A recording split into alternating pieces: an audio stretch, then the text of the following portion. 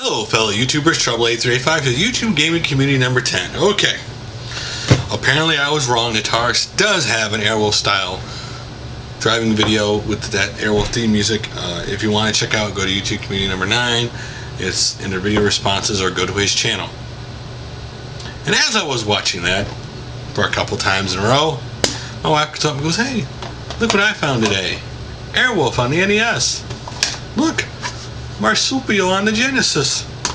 Oh look, Mario Paint on the Super Nintendo. And the topper offer is a box copy of Gauntlet 2 for the NES. I need to try it out." And I go, "What do I need to try these games out for?" "Well, some of these games are for Christmas." Oh, the Gauntlet 2 one she told me is for Christmas, and I really love Gauntlet, so. Anyway, enough about that. Okay, Amisbro has asked me some questions, a personal message she would like for me to answer on the show. And the first question is, what are your thoughts on Let's Play, Long Play, like Cubix55, who has his own channel? Okay.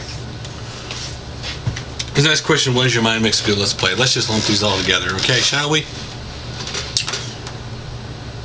I had to be in the mood to watch Let's Play in the first place, because 95% of all the videos of people I subscribe to are playthroughs or Let's Play videos. I will not watch a Let's Play video of a game that I already own. I'd rather play it. But if I don't own it or used to own it, I will watch a Let's Play, probably the first couple episodes of it, and then that's it. I won't watch it anymore. I just can't watch a 90, 100 part playthrough of a game. I'd rather buy it than watch the whole thing. If I really like it, I will buy it. Now, what makes a good Let's Play? Okay, here we go. I like a Let's Play where a person's actually talking while they're playing, so you can experience their reaction to the game, not the robot voice you hear with people who commentate after they play the game in post-production. Which leads into his next question. Do you think you need $800 in equipment to make a good Let's Play? And the answer to that question is obviously no. A simple $30 easy cap, you know, if you already have a computer, $30 easy cap, either Microsoft Movie Maker or some free video editing software out there, you can make a really good Let's Play. Now, let's get into this HD thing that everybody seems to get caught up in. Listen, a lot of people want, so, "Oh, I need to get an HD camera."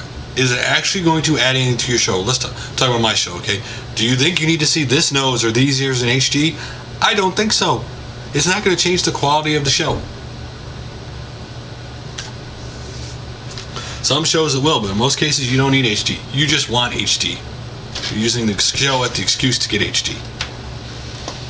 So, next question he had asked me about, he saw that I had subbed and unsubbed his channel, and he wasn't the only one.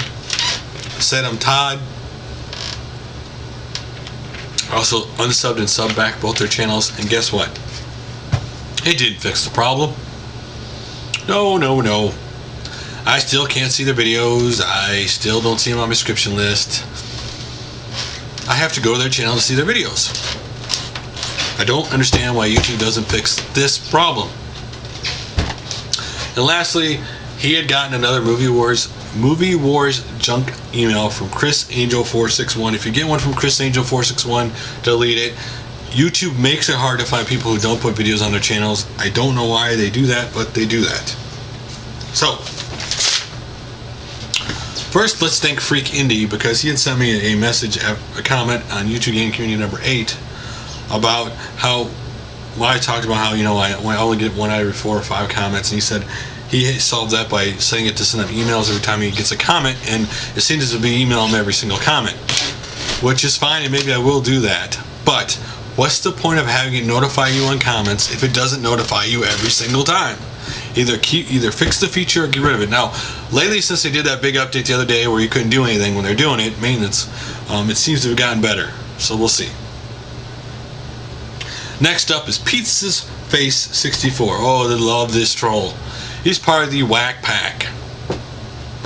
He has 2 videos so you can find his channel. They're both on epilepsy. They're just being a jerk, quite honestly. And All of his comments you see him leave are all just the usual troll comments, and all the reactions are people reacting to the fact he's a troll. But he does have two other groups that he's joined to: the Troll Organization and Hate Defenders. Oh, whenever I'm done with the Whack Pack, I'm going to have fun with these groups. I might just rotate through them, actually. So, I don't think I need to describe what these groups are or what they do. So, let's see what you might want to check out on YouTube. Jollysepp has a Megaman Perler Bead Nintendo art of Crashman, where he does a time lapse really fast showing you make it. I love Perler beads. I actually have them, I just haven't actually got around to making one yet. My wife said if I actually made a picture for her to do it, she would do it, but I haven't got around to that yet. Now, if you want to learn how to do this, 8-Bit Goomba has a really good multi-part series on how to do this. Next up is Sandamtod. My thoughts on used game market and the move towards DLC video. It is a really, really good video where he describes his views on this as a collector and somebody who knows who's a gamer. Now, my view on DLC is this. I personally do not like them trying to make you download your DLC online. But they do it because it's all a profit when they do the DLC, except for whatever half Sony or Microsoft or Nintendo gets. I have only bought 2 pieces of DLC online, and that would be both map packs for Modern Warfare 2, which is my competitive game that I play online when I want to play online. I've played online at this point. I believe it says my counter is at 4 days. But if I can get a physical copy of a DLC, I'll buy it. I bought Fallout 3's DLC, and the only other way to get it, besides most cases downloadable, is through the Game of Year editions they do in some games. I hate this move towards DLC online because, first of all, you cut off part of the gaming market who can't get online to download it. Secondly, DLC is their first step to trying to get you to get used to buying full games online. And that's just prohibitive because, let's be honest, most people have a cap on their DSL connection or whatever their online connection is. And the files are so big that they take a long time, so most people aren't going to do it anyway. Okay? But for a long time, we're going to have physical and downloadable. Now, I don't like games going downloadable for a couple of reasons. One, when they're downloadable, a video game publisher anytime can say, we got a high-res version of this game coming out. We are going to kill the one you paid for and downloaded a year ago. You need to go buy the new one, or whatever they decide to do it. Nintendo, Microsoft, and Sony have no reason to transfer these games from generation to generation. So if you bought it on Xbox 360, it's not going to transfer to whatever the next system's going to be. It's hard enough, in fact, just to transfer it from the same kind of system, one to another. So, now as the used video game market, let me put this to you. I love supporting my local retro store. Okay? I love it. I love when I want to go get a game, going there and buying it. I love it. I can't wait, so usually I just want to go buy it. I buy it now. But eBay is great if you can wait, and Craigslist is great too. I found stuff on both before. I don't believe this video game publishers, the secondhand market's hurt me. No other business gets any money off the secondhand market. Why should you? Okay? You got the money the first time. Sandamtod has it perfectly correct in his video. Make your games more cost effective. Lower the cost of making a game. Quit putting these 200 teams on announce the game before the game's even started in development, announce it, and then they have to really quickly make the game. So that's my thoughts on that. He did a really good job in his video. I'm a collector, so I love the actual, the art here. I love the game box. I love the instruction booklet. So next up is Mr. Intellivision's The Deal Tag, where he wants you to talk about your 3 best deals or bargains you've ever gotten in video games. There's some really cool ones that people have up. Next one is A Murphy 245 Video Game Battlestation Tag. Show your video game setup. I love video game room and setup videos, so I love this tag. I will not be doing mine because mine is a disaster. Need to pick it up, quite frankly. Next up, DinkyDana has the Game and at Arcade, which he finds a cool arcade with a bunch of arcade games. A lot of them I played in my childhood. Next up is TreasureChestReviews Arcade Hunt Episode 1, where he finds a small arcade, has some pinball games and arcade machines in it. Lastly, I'm going to get to Sinistermoon. Okay. I do clearly understand I am not the first person in this community to use YouTube gaming community in a title.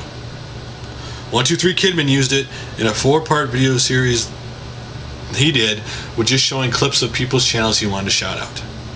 Sinistermoon does YouTube community discussion videos. Number 2 you may want to check out because he actually has an opinion on Emulation. He did way before I even started the show. I don't claim to be the first to do this. I don't even claim to be the best to do this. But this is the title I'm going to use. So people are just going to have to deal with it. I have no problem acknowledging people who did this before. But that's just my opinion on it. So Sinistermoon's a great YouTuber, by the way. It's a great channel. So let's talk about channels you want to check out. First of all, Super Sexy 602 has 10 subs. He does pickups, shoutouts, and game room setup videos. Next up is Mr. DEBAUCH. He has 6 subs. His playlists are My Music, which has music remixes that he has video games with. And then lastly, ShamWow Jokes. I don't need to explain that. Okay. He's the guy who actually had sent me a message telling me that Monte Carlo 10 254 had put the Check Out Trouble 8385 video up, even though I had already seen it or knew about it. But I was thanking him for doing that. And he also suggested another channel I should check out, which is on this list later on. Next up is VMCBKYCB. I feel like a speak and spell when I say that. He has she has 8 subs. Yes, I said she. Package, game reviews, collections, comparisons, discussions, and gaming setup videos. I always love to see more female gamers in the gaming community. Next up is TIGONLIGER. He has 42 subs. He's been on YouTube for 1 month. He does gameplay videos, tag responses, reviews, and he has videos on UK Sega Saturn magazines. Next up is V Arcade Games. He has 330 subs, been on YouTube for 1 year. He does arcade repair tip videos. So if you like arcade games or want to know how to repair them, check out his videos. Next up is MK Forever 86. He has 2 subs. He's been on YouTube for 2 days. He does Killer Instinct 2 JAMA board gameplays. Basically, it's the Killer Instinct 2 arcade game, and he's showing you gameplay footage. Next up is 8-Bit Fox. He has 24 subs. He's been on YouTube for 1 year. He does reviews and Let's Play. Next is Michael V Arcade. He has 131 subs. He's been on YouTube for 1 year. He has a lot of different Mortal Kombat gameplay on his channel. He has online gameplay of different Mortal Kombat games. He also has videos of his arcade room, and he's done a couple series on a history of hacking video games. And last but not least, Tom.com88. He has 49 subs. Been on YouTube for 1 year, and his are all about the pinball games, pinball game videos of pinball games. So if you like pinball games, check his channel out. Okay. Let's get into All Gen Gamers 4. Now, I have been thinking for a while, what about this podcast that has not appealed to me? Last one I actually shut off halfway through and came back the next day and listened to the next half. Now, the 2 guys as the guest talking, if you don't want to go garage selling after listening to those 2 guys, you just aren't going to. But there's been a problem with their podcast. The problem with it has been they're all too dang nice. Everyone has a different opinion. They go, yeah, I differ, and then they drop it. Now, I don't know if it's because they're friends or they respect each other, but it makes for a boring podcast. If you go check out Weekend Confirmed, which is Scarlett Lee's podcast, you go check out Retro League Gamers, or any of these other podcasts, they have a personality, which is what this one is lacking. And sometimes they try way too hard. The podcast all becomes about their guests, and I want to actually hear about their YouTube channels, what they're doing on their YouTube channels, the stuff they've run into, what they've been playing, what they're collecting and buying, their opinions. But it's been too friendly. It's been it's just something about it that I don't appeal. It just comes off boring. They still have plenty of time to fix it. Listen, they get more of a leeway than most people, because the people who are watching their podcasts. Listen, I personally like the 3 guys. Something about the podcast. And again, just because they're all 3 big on YouTube and you want them all to get together does not mean it makes a good podcast. But in my opinion, something's missing there. I really don't know honestly what it is, but something's missing there. So anyway, next video I will talk about Steve Benway's live cast, streamcast I saw a little of, Ataric 77's live stream, and Mondo Coolcast 13, which I was there for a little bit of. So guys, until my next video,